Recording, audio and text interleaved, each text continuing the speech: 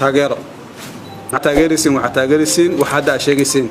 xurriyadda muwaadinku waa xaq dastuuri ah waxa adduunka ugu fiican oo bani aadam oo ka shaqeeya waxa waa inuu ama xurriyadiis ama xurriyad qof kale oo la handadayo oo xaqiijiyo inaan la handadin umadaha hore u marana taas ay hore ugu mareen aniga waxaan aaminsanahay dawladnimada halkaas ka bilaawata asaas ahaan dadku inay xurriyadooda doontaan ku dhiganaadaan qof kasta oo la dulmaayana ay ka hortagaan marka qof kasta oo isku daya inuu awoodda dawladnimo u adeegsado inuu ku cadaadiyo muwaadinka waa in laga hortago waa mabda asaasi ah oo qof walba Soomaaliya khuseeyo annaga hadda ay soo ma karnaa waa hadda karnaa laakiin dadka aan hadlayna annaga nafteena kale uma hadlayna waxaan hadlaynaa qof kasta oo Soomaaliya ah hadlayna waxa la idin sheegay waa maqlayseen annaga safarkeenu wuxuu ku aadanay gurmad lacagihii la aruuriyay in la geeyo Hiiraan gaar ahaan beledweyn dadkii laga qayb qaatay xanuunka wixii la helay loo geeyo guddigii la gaarsiiyay meesha si ay shaqada u qabtaan dadkii laga qayb qaatay xanuunka isla markaasna la dul istaago baahidooda intaas aan socon wax kale ma jiro siyaasad ma jiro waxa ma jiro barka siyaasad socoto hadda beledweyn ka socotay ma jirto may intaas aan socon qofkii marka maskaxdiisa ay ku jirtay Kismaayo markii la aadaayay siyaasadda loo aadaayay tanna siyaasadda loogu socday Kismaayo siyaasadda loo aada sax ahayd laakiin beledweyne siyaasadda loo maad taas macnaheedu waxa waaye dawladdeenu ma fahamsana wixii loo doortay ma fahamsana sharciga lagu doortay diyaar uma xuquuqda muwaadinka Soomaalida lagu aaminay inay ilaaliso wali famaan malena haddii intee istaagto dadkaas gargaarkii u baahan inay gaarsi lahaayeen waxaan dhihi lahayn alf shukr waa mahadsantihiin shaqada nagala rabaa qabateen bas ka joogi lahayn laakiin meeshii waxna ma geynayno baahideeda kuma filnin intaan baxno biyo lugaha gashanaan soo noqonaynaa sawir aan iska soo qaadaynaa qofkii aadaayana ma aadi karo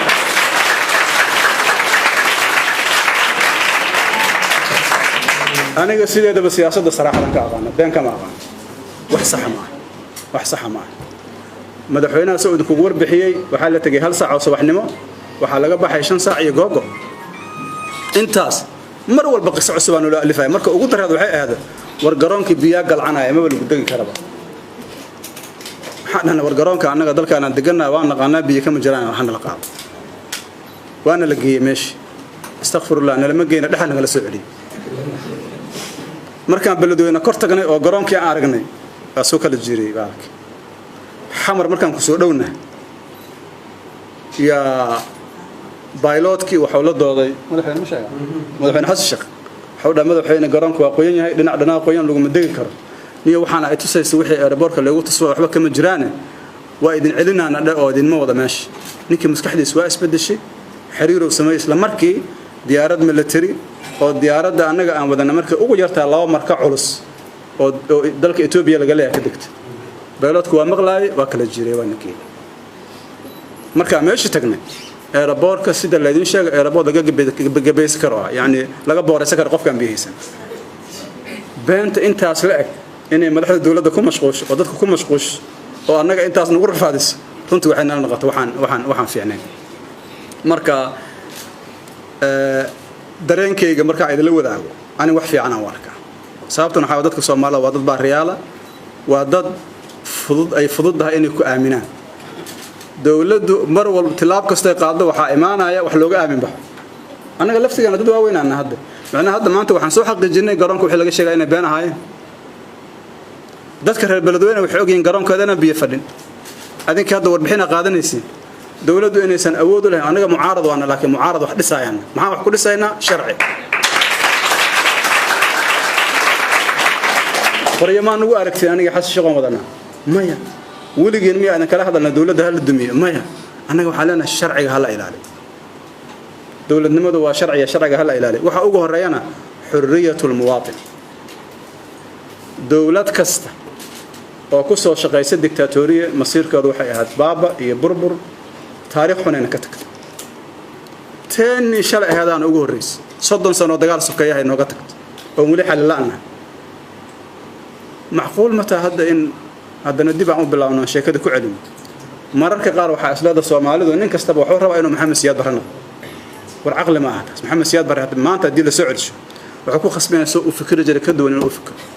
oo ku khasbanyahay marka aqliyadaas waxaa loo baahan in la iska dhigo dadkan waa dad sharci waa dad dawladnimo waa dad raba nidaam iyo kala dambeyn iyo is-ixtiraam taas loo baahan in lagu shaqeeyo dawladuna waa cid ugu horeyso oo laga rabo inay sharciga ixtiraamto marka runtii arinta waxay nagu bixinaysaa inaan u istaagno oo foojignaano tilaab kasto la qaaday dalkan dawladnimadiisa waxa loo soo maray duruuf adag dhibaatooyin fara badan dad badan oo dhintay kuwa badan oo dhaawacmay maanta raga waxay rabaan ka sameeyaan xataa natiijo kama fikiraan garoonka diyaaradda dadka dil laga celiyo maxaa dhici kara xataa isma weydiinayaan dalkan dadku qoriyo waa haystaa wali xanuunku waa haya cadaalad darada waa dul saaran tahay albaabadu waa xiran yihiin jid la mari kara ma jiro hadaa qofka ceejiso maxaa ka imaanayso inaad weydiisid ma aqal leedahay marka runtii waxa muuqanaysa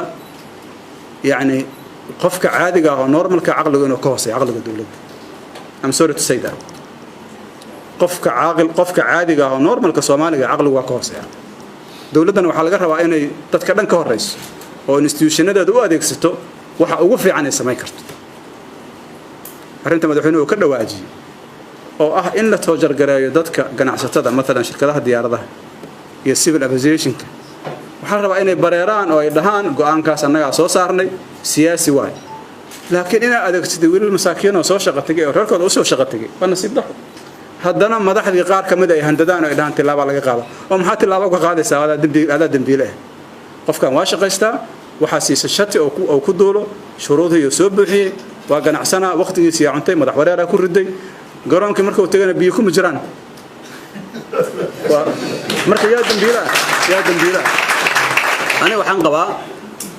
شركة إنها دعوة قباني مش دولة إنها دعوة شركة إنها دعوة قبا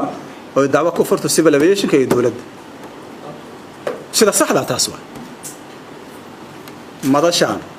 وحي أتاقنت حقوق المواطنين الصوماليين يعني هذا الكريم إلا ظلمنا مالين كست ظلم كاس يمد لمدة حفيشة الدولة ذكر عن مالين كست صومالية مغلى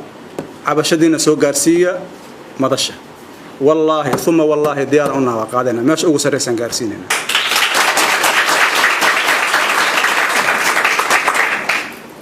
مقالة ذا موريانا هي سجلت الصومة ولا لا تقال موال بحش مصابنتي إثيوبيانا سوق لهم محل قسمي ولا بحي الشباب قبصدي مكحوق بديهن انت كم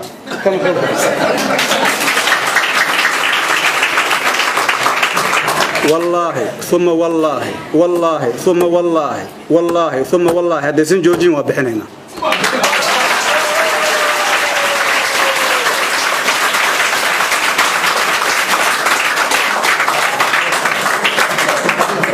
وقف كان شرعي هبل محول نقول فيري بل دغيستا قفك عن شرع هبل محول نقول جوجا محول نقول حكومه مريانمو ما أقول وادينا مريانمو أنك الشرعي اللي يسكو حكومة ربنا أنك أقولنا نقول حكومة لكن ظلم كان جوكتده هو الصعدة ما أقبلين من لا أقبلك نفتنا وما قاعدين قف صومالنا وما قاعدين وقاعد إن شاء الله مركي عن كورتي إنه وحن عد نقصها عد نقصها قربش كشمير قرات كان هذا فلا الحمد لله فضل بس ما أنت واك قرات بدلنا واك أقوم بدلنا هاي صاحب بدلنا أنا قولنا بدلنا ما أنت ظلم ما أقول ما نقبلين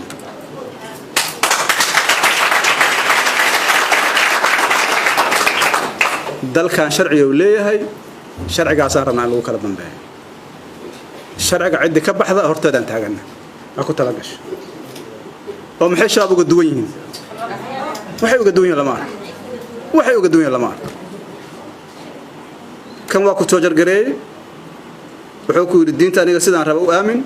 كان وحوكو سيدان ربو ولا كتوجر قري محي كل دوين مك محي كل دوين لمان لا بعضنا واقرنديد وانا قرندمس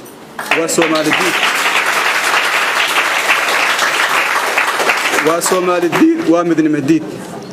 مركب وحالنا كفى بد كجوك سدا ماشين كجوك سدا Soomaalidu maanta maalintii la bacsi jira ma aha dawladnimada waa la idinkaga faham badan yahay waa la idinkaga xoogaalsan yahay maantana dadku waa soo jeedaan marka waxaan leenahay waxa taagantiin maanta aqli daradiina gargaar bani aadanimo lama geey karo dad dhibaataysan oo Soomaaliya lama gaarsiin karo baladweyne lama geey karo yaa idinka aqbalay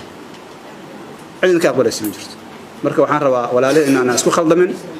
inta ay sharciga dhowrayaan sharciga aan dhowrayna haddii sharciga diidaan annagana waa diidna iyaga